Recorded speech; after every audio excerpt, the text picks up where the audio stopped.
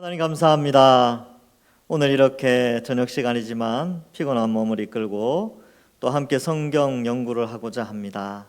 요한계시록의 말씀을 통하여 깊이 있는 깨달음도 허락하시고 이 시대의 교회의 모습을 보면서 또 성경의 내용들을 통하여 위로받고 힘을 내는 또 은혜 받는 귀한 시간 되게 하여 주옵소서. 감사드리옵고 예수님의 이름으로 기도하옵나이다. 아멘. 네, 자 오늘은 요한계시록 12장 13절부터 17절 말씀입니다. 오늘은 내용이 조금 짧습니다. 좀 짧아서 그렇게 길게 하진 않겠지만 오늘 내용도 한번 살펴보겠습니다. 우리 한 절씩 교독해서 읽겠습니다. 제가 먼저 읽겠습니다. 용이 자기가 땅으로 내쫓긴 것을 보고 남자를 낳은 여자를 박해하는지라.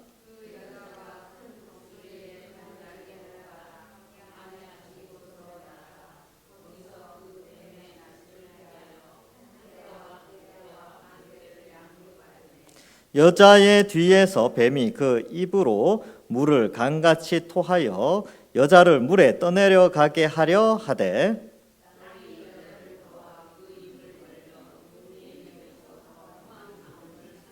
같이 읽겠습니다. 용이 여자가 분노하여 돌아가서 그 여자의 남은 자손 곧 하나님의 계명을 지키며 예수의 증거를 가진 자들과 더불어 싸우려고 바다 모래 위에 서 있더라. 아멘. 여러분이 이제 12장을 우리가 살펴보고 있는데요. 이 12장에는 세 가지의 장면을 조금 요약할 수 있습니다. 첫 번째는 아이를 낳았는데 그 아이가 승천하는 장면이 나오고, 두 번째는 하늘의 전쟁, 미가엘과 용의 전쟁이 있고, 세 번째는 이 용이 여자를 공격하는 그런 장면으로 되어져 있습니다. 그래서 앞부분에서 여자가 아이를 낳는, 즉 예수님을 낳는 예수님의 오심과 승천의 장면이 나오고요. 두 번째에서는 미가엘과 용의 전쟁에서 용이 쫓겨나는 그런 두 번째 내용이 나옵니다. 그래서 첫 번째 용이 3분의 1을 가지고 내려오는 것과 뒤에 하늘의 초소를 잊지 못하고 내려오는 것이 좀 다른 사건이다. 조금 분리해서 생각하고 있다라는 것도 한번 살펴봤고요. 오늘은 이제 그 세 번째 환상을 이제 보여주는데, 먼저 이제 오늘 본문을 하기 전에 이 요한계시록을 해석하는 중요한 요소 중에 하나가 진리의 보편성. 이것도 또 한 번 이제 말씀드리고 가야 될 것 같아서. 성경을 해석할 때는 진리의 보편성이라는 것이 있습니다. 이 진리의 보편성이 뭐냐면 21세기에 우리가 보는 성경과 16세기에 성도들이 보던 성경 해석, 10세기, 9세기, 8세기, 그러니까 1000년 전, 200년 전, 300년 전, 1000년 전, 2000년 전 사람들이 보던 성경이나 우리나 해석의 흐름이 같아야 된다는 거예요. 그래서 제가 지난번에도 한번 말씀드렸다시피 붉은 용, 붉은 색깔이니까 공산주의다 이렇게 해석하는 게 아니고, 왜냐하면 500년 전 사람들은 전혀 그렇게 해석을 안 했거든요. 그래서 공통적으로 해석했던 게 뭐냐? 진리의 보편성 관점에서 성경을 해석해야 된다. 그래서 2000년 기독교 역사 속에, 신약 성경은 2000년 기독교 역사 속에서 어떻게 교회가 해석을 해왔는가가 상당히 중요한 요소다라는 것을 말씀을 드렸고, 두 번째, 이 요한계시록 같은 경우는 상징이 많이 나오는데 이 상징들이 그냥 뜬금없이 나온 게 아닙니다. 다 구약 성경과 상당히 많이 연결되어 있다는 것이죠. 그래서 요한계시록은 구약을 바탕으로 해서 해석하는 게 좀 더 정확하다. 그러니까 요 두 가지만 잘해도요, 이단을 어느 정도 분별할 수 있습니다. 그래서 이단들은 이단들이 뭐라고 해석을 하잖아요. 근데 그게 과연 500년 전에도 그렇게 해석했을까? 이렇게 생각해 보는 거죠.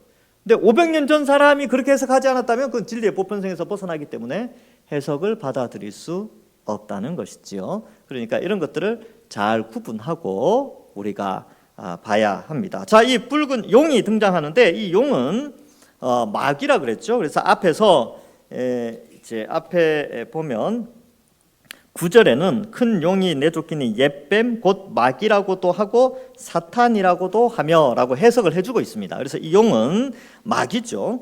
자, 이제 하늘에서 미가엘과 싸움에서도 지고 또 그 여자가 낳은 아들을 해치려고 하지만 해치지 못했어요.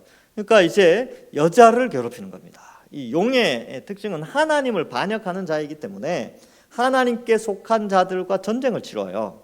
그래서 천사들, 하나님의 백성들, 이제 여기 이제 하나님의 백성들을 향해서 이제 공격을 하게 됐지요. 자, 13절에 보면 용이 자기가 땅에 내쫓긴 것을 보고 남자를 낳은 여자를 박해하게 됩니다. 여러분 여기서 중요한 게 이 박해한다라는 것인데, 이 박해는 몇 가지가 있어요. 박해라는 게 결국은 가장 잘 우리가 쉽게 이해하는 게 물리적 박해죠. 물리적 박해. 두들겨 패고 감옥에 갖다 놓고 죽이고 뭐 그런 거예요. 물리적 박해. 그리고 두 번째는 정신적 박해가 있습니다. 정신적 박해. 이건 뭐냐면 물리적으로 괴롭히진 않지만 그 교회가 스스로 위축되도록 만드는 것, 스스로 숨어들게 만드는 것, 스스로 신앙을 버리도록 만드는 것, 뭐 이런 개념이라고 볼 수가 있습니다. 그래서 어떤 박해가 있느냐 하면, 이제 물리적 박해는 잘 알죠. 우리가 순교자들이 많이 나왔잖아요. 순교자들이 거의 다 물리적 박해에 속했던 자고, 이 정신적 박해는 뭐냐면 이 용이 여자를 무너뜨리기 위해서 사용하는 수단인데, 그 시대에 정신에 물들게 한다든지, 아니면 자신이 그리스도인임을 드러내지 못하게 하고 숨어서 한다든지, 아니면 죄와 타협하게 한다든지, 이런 것들이 다 물리적인 박해에 속합니다. 그래서 지금은 여러분, 이 교회가, 지금의 우리 한국 교회는 이 정신적 박해 속에 있어요. 그래서 마귀가 교회 안에 이 신앙을 무너뜨리고 복음을 전파하지 못하도록 숨어들게 하고, 우리끼리만 잘 놀면 된다, 이런 식으로 가는 거죠. 그런데 여러분, 우리끼리만 잘 놀면요 교회의 미래가 없어요. 그리고 이 신앙 전수가 잘 되지 않습니다. 그리고 잘못된 복음이 전파될 수가 있기 때문에 이런 것들을 조심해야 되는 것이죠. 그래서 이 여자는 교회죠, 교회. 그래서 용은 이제 마귀인데, 마귀가 교회를 박해하게 됩니다.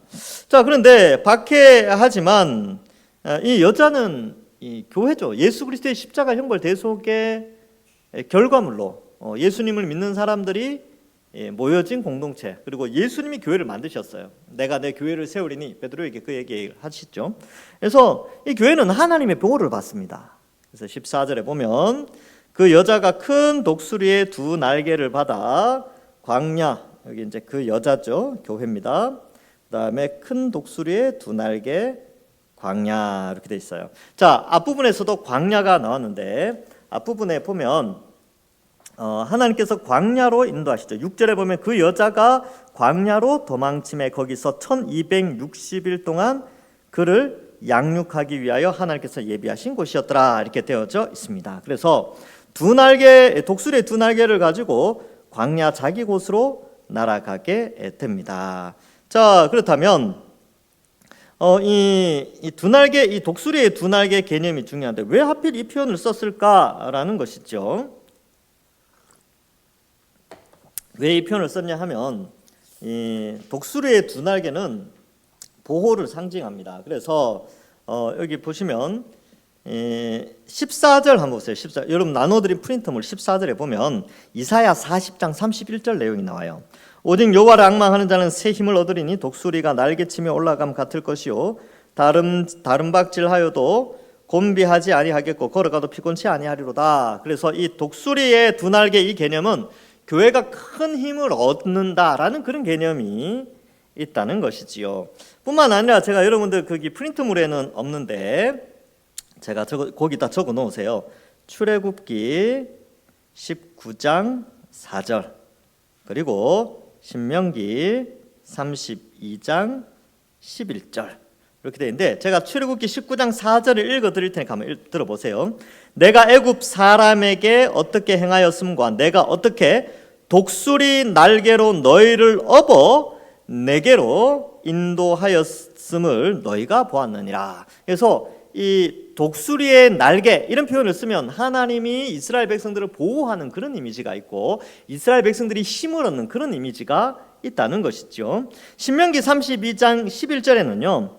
마치 독수리가 자기의 보금자리를 어지럽게 하며 자기의 새끼 위에 너풀거리며 그의 날개를 펴서 새끼를 받으며 그의 날개 위에 그것을 엎는 것 같이 여호와께서 홀로 그를 인도하셨고 그와 함께 이스라엘과 함께 한 다른 신이 없었도다 이렇게 표현해요. 그래서 독수리가 자기 새끼를 보호하듯이 하나님이 이스라엘을 보호하셨다라는 내용이 신명기 말씀에 나옵니다. 그래서 이 독수리는 여기에서 표현하는 독수리는 이 여자에게 부여된 큰 독수리의 두 날개는 하나님의 보호하심, 돌보심을 상징하는 표현입니다.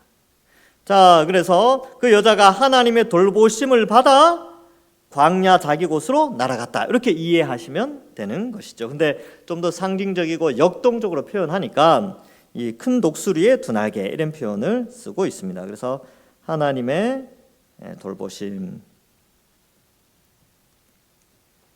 제가 이제 하나님을 이렇게 표현합니다. 약자인데 이게 뭐의 약자냐면 데오스라는 거예요. 이게 헬라어인데 하나님 이런 뜻인데 글씨를 시간도 줄이고 또 하기 위해서 이렇게 표현을 하겠습니다. 자, 하나님의 돌보심. 바다 광야죠. 이게 출애굽 배경이 나오죠. 그래서 광야는 하나님께서 그의 백성들을 돌보시는 곳입니다. 자, 광야 자기 곳으로 날아가 거기서 그 뱀의 낯을 피하여 한때 두때 반때. 여기 또 나오네요. 그렇죠? 여기 앞에서는 어땠어요? 앞에서는 9절이었나요? 아니죠. 6절이죠. 6절에 보면 1260일이 나오는데 여기에서는 한때 두때 반때라고 표현되어져 있습니다. 그래서 양육을 받죠. 그래서 광야는요. 양육받는 곳이고 그 기한이 1260일 한때 두때 반때인데 이게 바로 그리스도의 초림과 재림 사이의 기간 복음 시대라고 표현하기도 하고요. 교회 시대라고도 표현합니다. 자, 그래서 지금 그러면 이제 예수님 승천하고 나서 이제 여자 교회는 용의 공격을 받고 있는데 그 용의 공격이 한때 두때 반때예요. 1260일. 근데 그 기간 동안에 하나님은 또한 보호하세요, 이들을. 왜냐하면 용이 공격하니까. 용이 공격하지만 이들은 보호받아야 되겠죠. 그러면 하나님이 보호하시는 이 여자, 이 교회 공동체는 승리하겠습니까? 실패하겠습니까? 당연히 승리하죠. 예, 하나님이 지켜주시니까 승리하는데 여인의 힘이 강해서 승리하는 게 아니고요. 하나님이 승리케 하십니다. 그 뒤에 내용이 이제 나오게 되지요. 자, 그래서 이 한때, 두때, 반때라는 개념은 이 이제 다니엘서에서도 나오게 되지요. 그래서 여러분 나눠드린 프린트물 14절 부분에 보시면 다니엘서 7장 25절에 그가 장차 지극히 높으신 이를 말로 대적하며 또 지극히 높으신 이의 성도를 괴롭게 할 것이며 여기도 짐승이 나오니까요. 또한 그가 또 때와 법을 고치고자 할 것이며 성도들을 그의 손에 붙임받아 한때 두때 반때를 지내리라.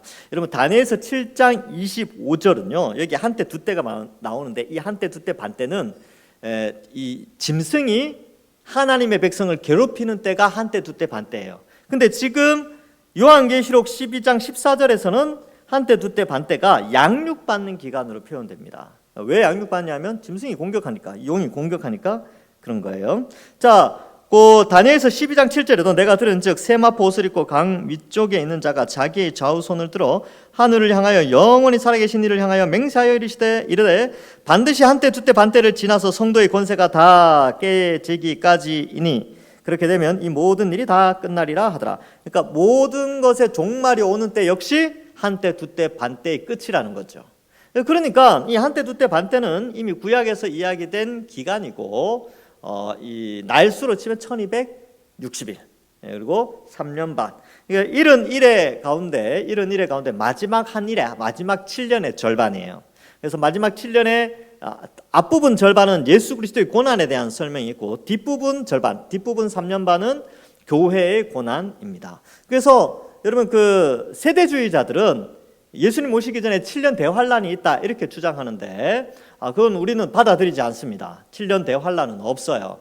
왜냐하면 그 다니엘서에 기록된 마지막 7년 대환란은 3년 반은 그리스도의 환란을 상징하고 나머지 3년 반은 교회의 환란을 상징하기 때문에 그렇습니다. 그래서 나머지 반 3년 반이 교회의 환란인데 그 내용이 신약 성경에 와서 요한계시록에서는 1260일, 한때, 두때, 반때, 42달 이렇게 표현되어지고 있다는 것이죠.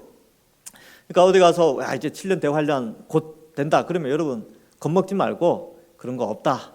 이미 우리는 7년 대환란이라고 말하는 그 사람들의 3년 반의 끝을 우리는 살아가고 있어요. 이미 우리는 그렇게 살고 있습니다. 그리고 나머지 3년 반은요 이미 예수님이 십자가에서 그 고난을 다 받으신 거예요.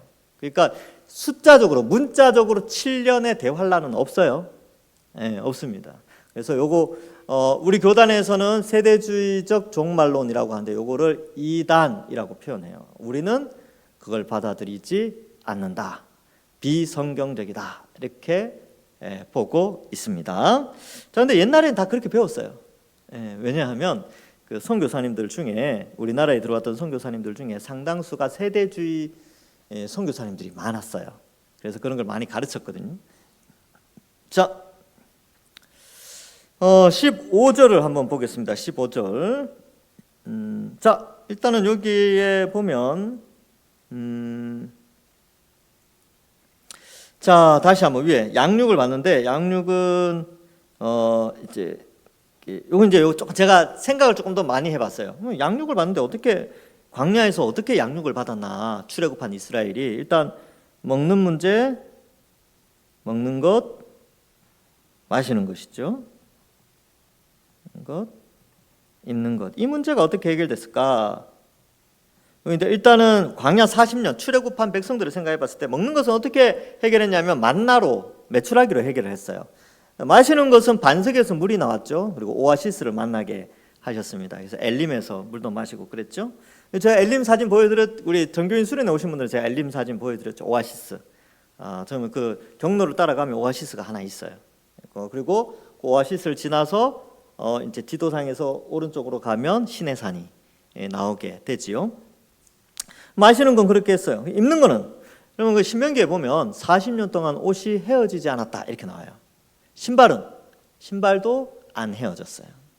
그러니까 대단한 거죠. 그러니까 그렇게 하나님이 양육을 하신 거죠. 그러면 여러분 이 여인이 광야로 가서 하나님으로부터 1260일 동안 양육받을 때 무엇을 먹을까요? 우리는 만나를 먹죠. 만나가 뭐예요? 오늘날 만나 하나님의 말씀이죠. 마시는 것은 생명수 마시잖아요. 요한복음 7장에서는 생명수를 어떻게 표현하고 있어요?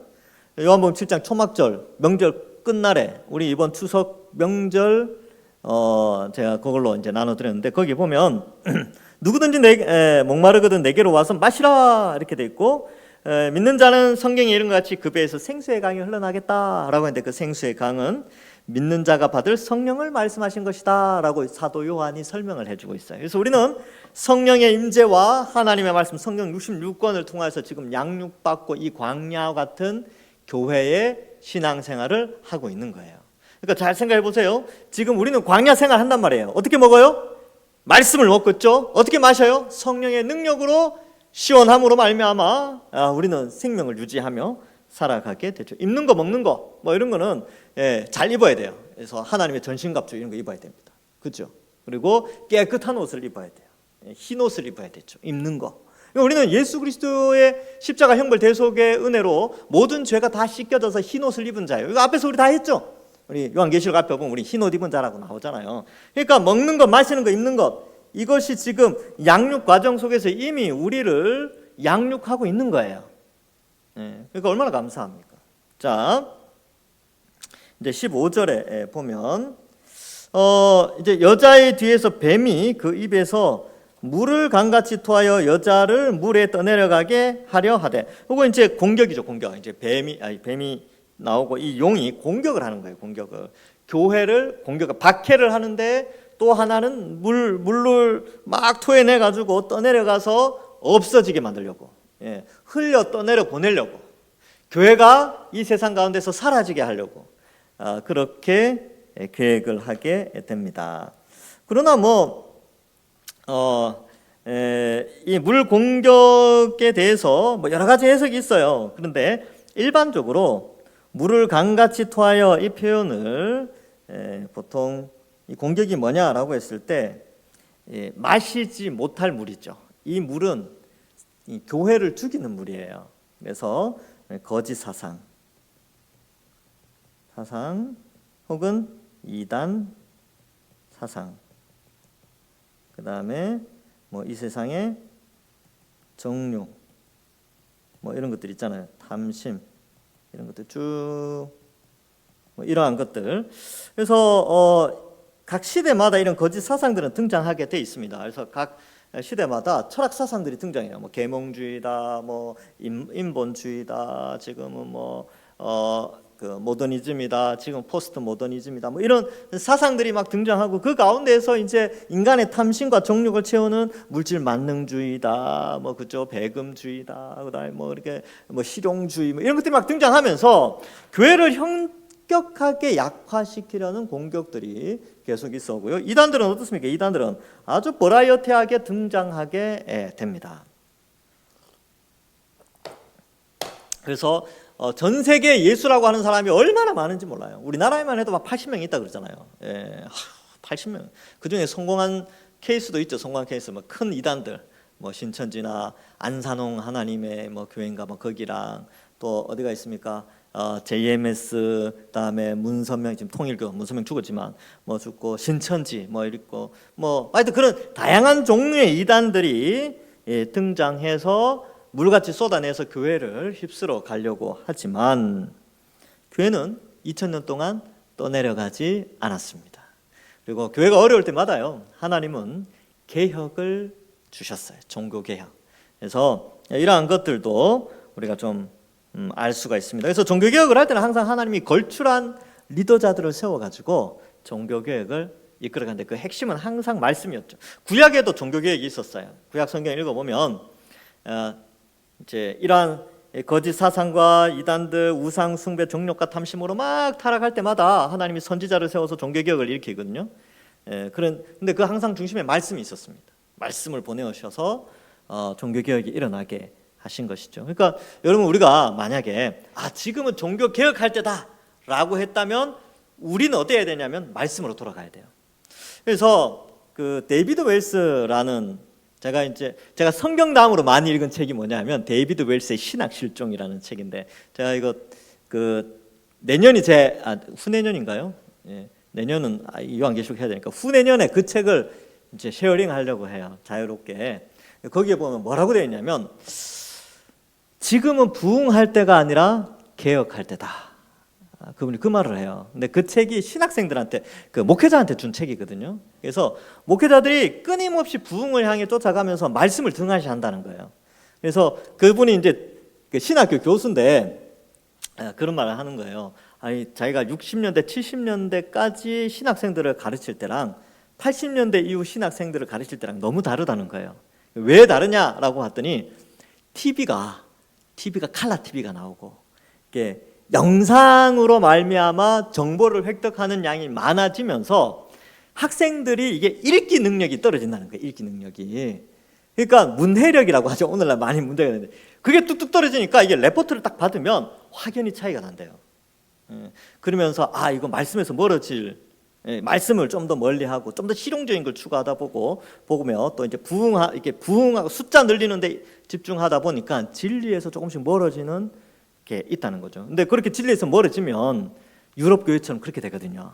그렇기 때문에 아주 경고합니다. 지금은 부흥할 때가 아니라 개혁할 때다. 그래서 말씀으로 돌아가야 된다.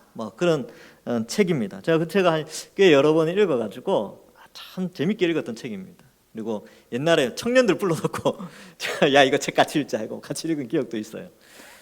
여러분들하고도 같이 읽을 겁니다. 나중에. 책은 어려운데 요약해서 가르쳐 드리니까 재밌게 배울 수 있습니다. 그래서 어쨌든 이렇게 물을 강같이 토해내요. 그러니까 이 교회를 휩쓸어 버릴 만큼 큰 물결들을 한 번씩 이렇게 쏟아낸다는 거죠. 자, 그래서 이런 것들 있지만, 땅이 도와주죠. 여러분, 땅의 주관자는 하나님이죠. 땅이 여자를 도와 입을 벌려 땅이 갈라져서 용이 입에서 토한 강물을 삼켜버리죠. 예. 여자를 떠내려 보내려고 했는데 여자에게 도착하기 전에 이미 땅이 갈라져서 물을 다 흡수해 버립니다. 이거 누가 하셨습니까? 하나님이 하신 거예요. 땅을 갈라놓게 하는 것은 사람의 힘으로 불가능합니다. 하나님이 여인을 보호하시는 것이죠. 자, 그래서 땅이 갈라져 용의 공격을 막아내고 용의 공격을 심판하는 그런 내용인데, 뭐 이러한 내용들이 종종 나옵니다. 출애굽기 15장에 보면 이제 그 홍해 사건을 노래하면서 이 출애굽 사건이 나오는데, 근데 출애굽 그 애굽 군대가 물에 빠져 죽었지만 출애굽기 15장 12절에 보면 주께서 오른손을 드신즉 땅이 그들을 삼켰다라는 표현을 쓰고 있습니다. 그리고 고라와 다단과 아비람이 반역한 적이 있어요. 그래서 모세와 아론을 하나님이 세웠는데 그 고라와 다단과 아비람이 반역을 합니다. 야, 너희만 하나님의 리더냐? 우리도 세력이 있다 따지다가 상당히 많이 죽죠. 그때 어떤 일이 벌어졌냐 하면 이 땅이 입을 벌려 민수기 26장 10절에서 11절에 보면 땅이 그 입을 벌려서 그 무리와 고라를 삼킴에 그들이 죽었고 당시에 불이 250명을 삼켜 징표가 되게 하였으나 고라의 아들들은 죽지 아니하였더라. 뭐 이렇게 나와요. 땅이 입을 벌려서 사람들을 막 삼키고 그랬어요. 이게 민수기 16장에도 요 내용이 나오게 됩니다.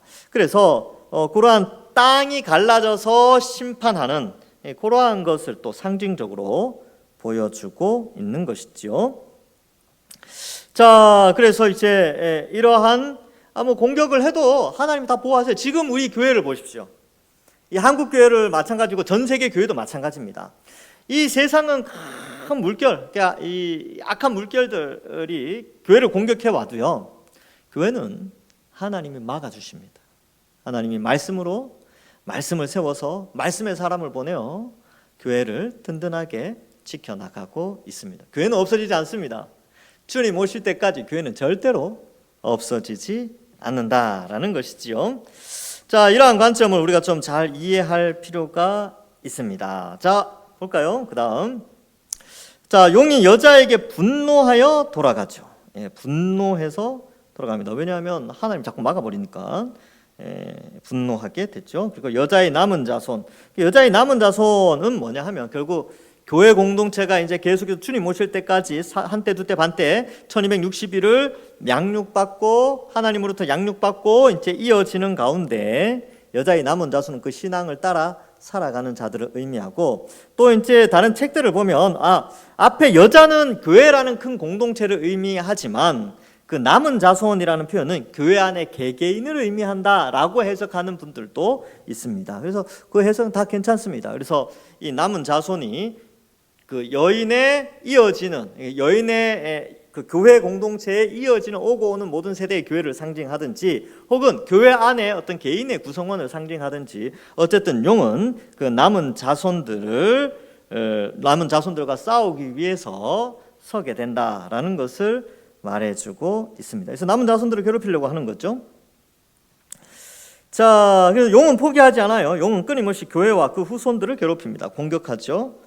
그리고 용의 세력은 결코 약한 것은 아닙니다. 물론 하나님이 교회를 보호하시고 그들은 결국 다 패하고 이미 다 패한 거지만, 예수 그리스도의 십자가로 말미암아 이미 큰 패배를 겪었지만 그들의 공격은 멈추지 않는다라는 것을 보여주고 있습니다. 이 용도 포기하지 않죠. 이 뱀, 옛뱀, 마귀도 포기하지 않지만 우리 하나님도 역시 끝까지 그의 백성들을 지켜주십니다. 우리는 이긴 전쟁이에요. 그래서 사탄은 더 이상 우리를 참수할 수 없죠. 예수 그리스도의 십자가로 우리의 죄를 다 용서해 주셨기 때문에 더 이상 우리를 죄인이라고 할 수 없습니다. 단지 교회가 더 확장되지 못하도록 자기 때가 얼마 남지 않았기 때문에 그 때를 연장하기 위해서 어떻게 해서든지 성도들이 예수님 믿지 못하도록 그렇게 하는 것이죠. 근데 성도들이 예수님 믿지 못하게 하는 것과 그 때가 늘어나는 개념이 무슨 의미가 있냐면, 복음이 많이 전파되어져서 하나님이 원하는 숫자가 차면 끝이 오거든요. 최후 심판이 임하게 됩니다. 그러니까 그 심판을 자꾸 미루려고 하는 거예요. 그러니까 이 싸움을 계속 하는 거예요. 자, 그래서 끊임없는 미혹 그리고 끊임없는 승리 뭐 이런 개념이 좀 필요합니다. 자, 그래서 끊임없는 미혹과 끊임없는 승리가 교회 안에 있다. 그래서 주님 오실 때까지 수많은 거짓 사상과 이단과 정욕과 탐심을 이용한 약한 세상은 더 타락하게 되고요. 그러나 하나님은 끊임없이 교회의 택한 자들을 지키시고 돌보시고 보호하시고 양육하신다. 이것을 말씀해주고 있습니다. 우리 이거 잘 기억해야 됩니다. 그래서 용을 왜 안 죽일까? 용을 왜 안 죽일까 생각해 보면 용을 빨리 죽이면 되잖아요. 용을 빨리 최후 심판에 불못에 던져 넣으면 될 텐데 왜 이렇게 질질 끄시는가? 이유가 있습니다. 왜냐하면 이 천국 복음이 모든 민족에게 증언되기 위하여 온 세상에 전파되리니 그제야 끝이 오리라 이렇게 돼 있죠. 그러니까 이 천국 복음이 땅 끝까지 전파되어져서 모든 민족이 복음을 듣고 구원받도록 하기 위해서 그때가 올 때까지 하나님이 용의 활동을 허락해 주시는 거예요. 그 다음에 로마서 좀 전에 읽었던 것은 이제 마태복음 24장 14절인데 마태복음 24장 14절에는 천국 복음이 끝까지 전파돼야 끝이 온다는 것이고 로마서 11장 25절에서 26절에는 제가 읽어드릴 테니까 들어보세요. 형제들아 너희가 스스로 지혜 있다 하면서 이 신비를 너희가 모르기를 내가 원하지 아니하노니 이 신비는 이방인의 충만한 수가 들어오기까지 이스라엘의 더러는 우둔하게 된 것이라. 이게 무슨 말이냐면 이방인이 예수님을 많이 믿어야 된다는 거예요. 그러니까 하나님이 정한 수가 있어요. 수. 이방인의 충만한 수가 딱 차면 그때까지 이스라엘 유대인들은 어떻게 돼요? 우둔하게 되는 거죠. 그러니까 예수를 거부한다는 거예요. 이방인의 정해놓은 구원 숫자가 찰 때까지 유대인들은 어리석게도 우둔하게 예수님을 거부한다는 거죠. 그러나 그 숫자가 차면 어떻게 되느냐?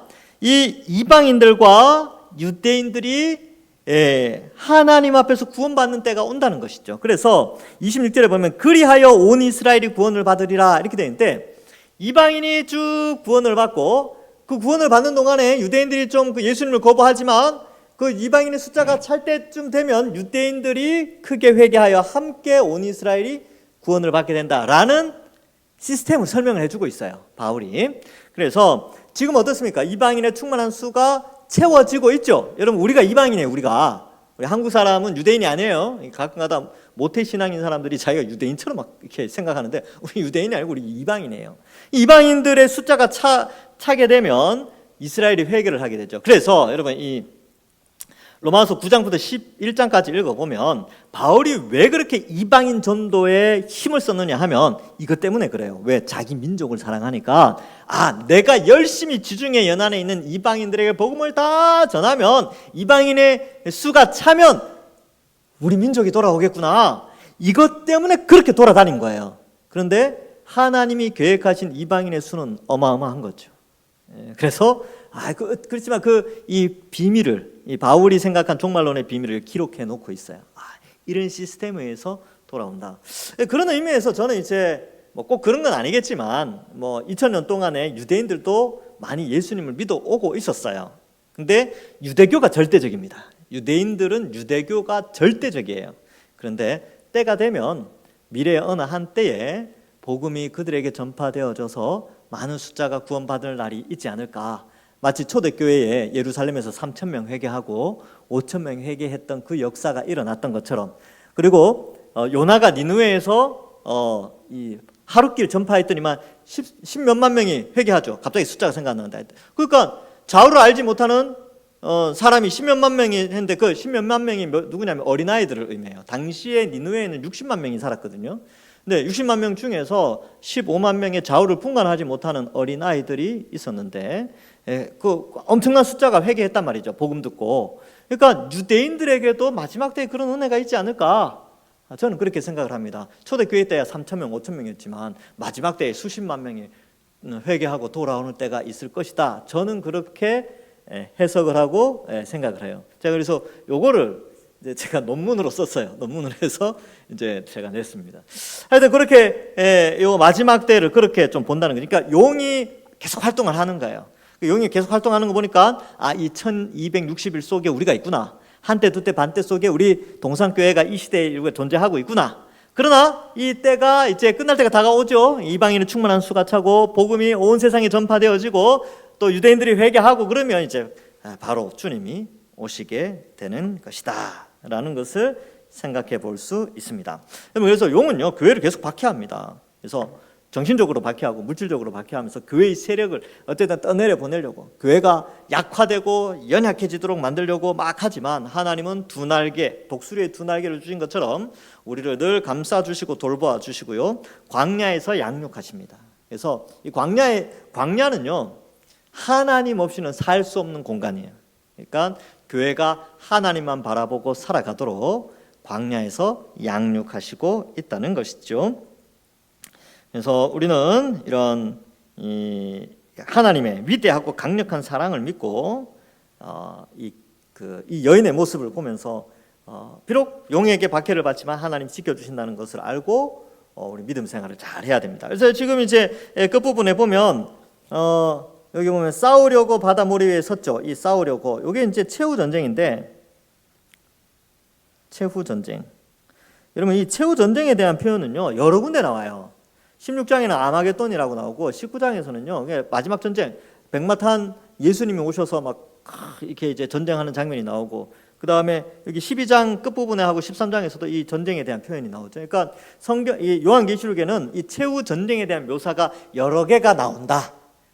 최후 전쟁을 하나만 설명하는 게 아마겟돈. 우리는 이게 머릿속에 아마겟돈이라는 것만 자꾸 머릿속에 있어요. 왜? 영화도 나오고 했으니까 이것만 이렇게 머리에 있는데, 아니요, 성경 이 요한계시록에는 최후 전쟁에 대한 묘사를 여러 개를 하고 있어요. 그렇게 이해하시고 다음 주를 또 기대하시면 되겠습니다. 13장, 다음 주엔 13장 하는데 궁금하신 분들은 집에서 미리 읽어보셔도 되겠습니다. 오늘은 여기까지 하겠습니다. 오늘 구절이 짧아서 좀 빨리 끝났습니다. 기도하고 마치겠습니다. 하나님 아버지, 은혜를 감사합니다.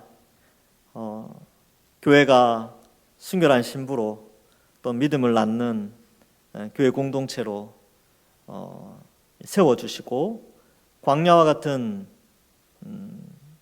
인생을 걸어가며 또 교회가 하나님만 의지하여야 살아갈 수 있는 광야에서 양육받는다는 사실을 알고 더욱더 하나님 의지하며 살게 하시고, 때로는 용의 공격이 거세게 몰아칠 때도 있지만 교회가 하나님의 양육하심으로, 말씀과 또 기도와 성령의 인도하심으로 여기까지 지켜주시니 감사합니다. 앞으로도 이 거친 세상 가운데에서 용의 그 공격 가운데서도 하나님의 돌보심과 보호하심 가운데서 보호받는 우리 동산교회 되게 하시고 우리의 신앙이 되게 하여 주옵소서. 이번 한 주간도 주님 은혜 안에 살아가는 저희들 되게 하시고 거룩한 하나님의 뜻대로 살아가는 저희들 다 되게 하여 주실 줄 믿사옵고 감사드리오며 예수님의 이름으로 기도하옵나이다. 아멘. 수고하셨습니다.